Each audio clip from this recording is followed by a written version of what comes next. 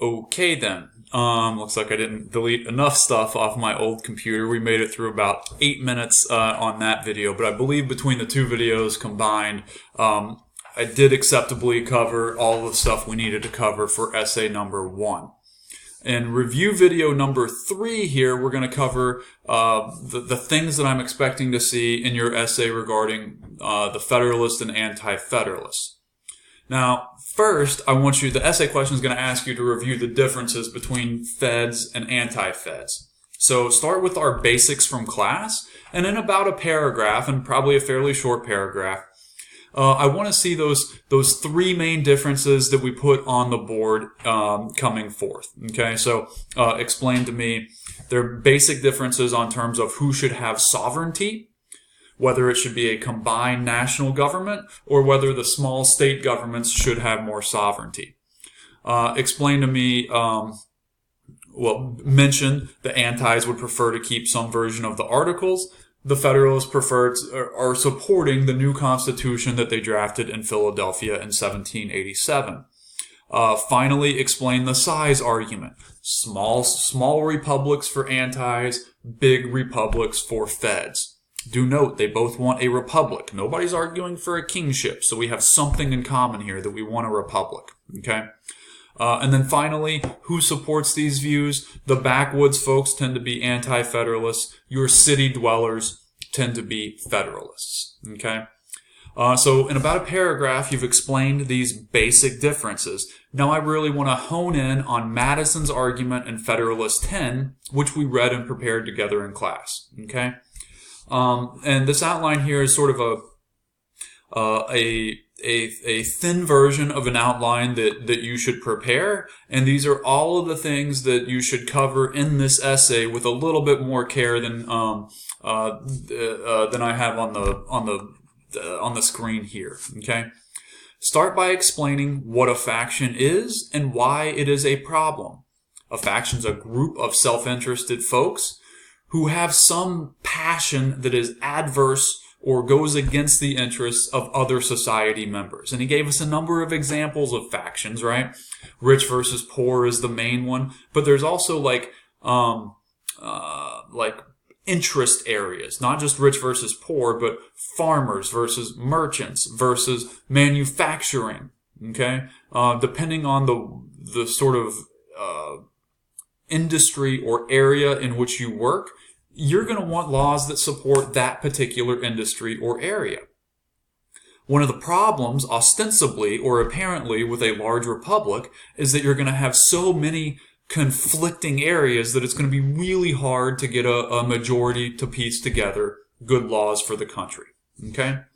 So faction is the problem, but Madison believes that a large united republic is the solution to the woes of faction. Okay, so can we get rid of the causes of faction? No. There were 2 reasons here. It's in your interest to be able to quickly summarize those reasons. So it would destroy the liberty.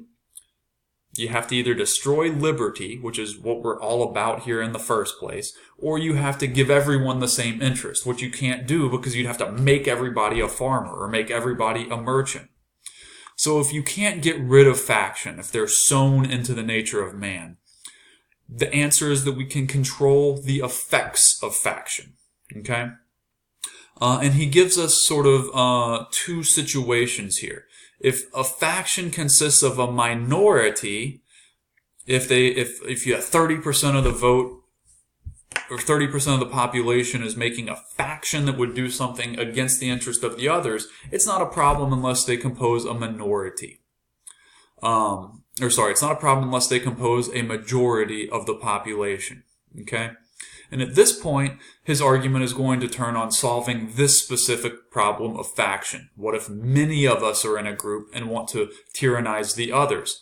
Like the British had done to the American colonies, and like in Massachusetts, those in the eastern part of the state had done to the farmers in the western part of the state.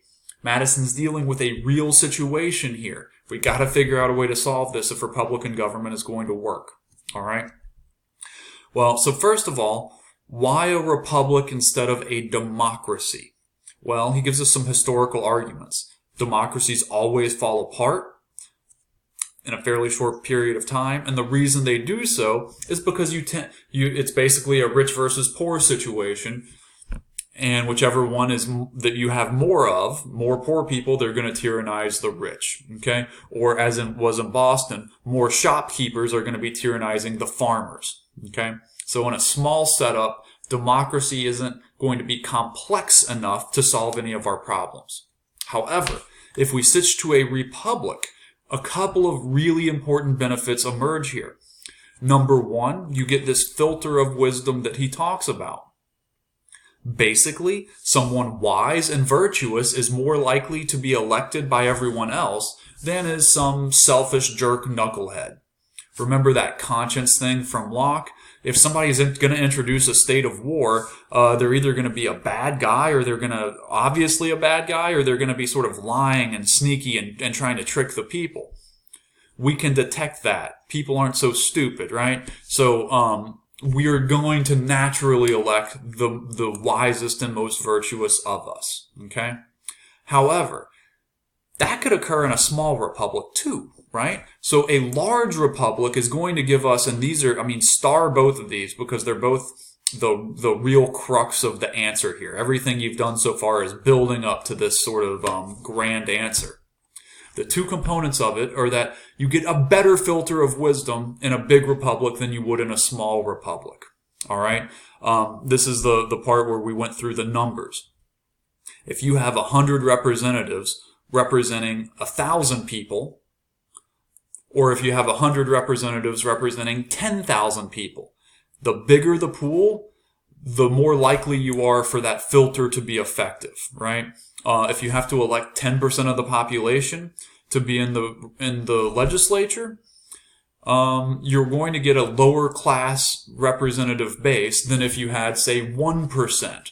By nature, you're just going to be necessarily electing those with more wisdom and more abilities, the sort of larger the body. So the way to think of that is that the sort of mesh, the net within a filter, is going to screen out more stuff the larger the republic is, okay? So a big republic means a better filter with more virtuous and more wise folks than you would in a small situation. The metaphor I made there in class was, it's like a college football team has much better recruits than does a high school football team. The reason? They're pulling from a bigger area, okay? The bigger area has another benefit as well. More territory and more population means not just more population means you're going to have a better filter, but more territory means you're necessarily going to get more factions. More factions. When you have more factions, it's harder for a simple majority to come over and dictate life, right? Because you'll have many different interests. Farmers versus merchants versus shopkeepers, and then farmers will get subdivided into, right, like whatever they grow up north versus whatever they grow down south. You're mixing up the factions. You're creating more of them naturally when you have a large territory and a large population. So in sum, the two things which you absolutely must get in this Madison essay answer include